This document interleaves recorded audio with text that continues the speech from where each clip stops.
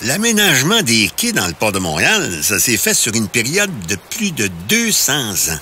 Parce que les quais en bois étaient régulièrement détruits par Dame Nature, ou à tout le moins fortement endommagés.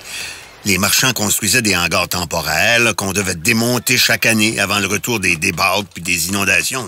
C'est seulement après la grande inondation de 1886 que la Commission du Havre a lancé les grands travaux d'aménagement qui ont mené à la construction de la digue de protection, là, aujourd'hui la Cité du Havre, qui, en retour, a permis la construction des quais à haut niveau puis des hangars permanents.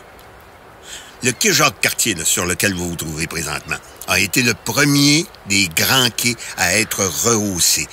Et de l'autre côté, là, sur le quai King Edward, on voit bien la structure d'un hangar permanent.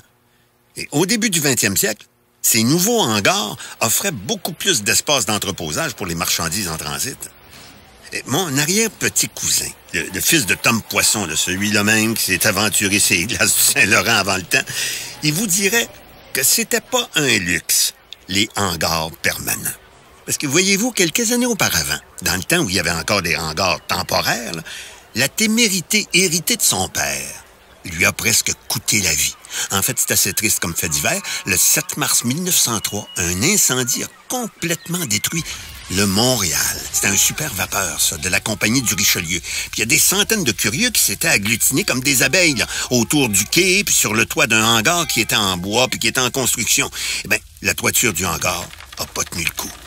Ce qui fait qu'une personne est morte, tandis qu'une bonne centaine d'autres ont été blessés, incluant mon arrière-petit-cousin, qui s'est retrouvé à l'eau, puis qu'on a dû vite repêcher avant qu'il se noie.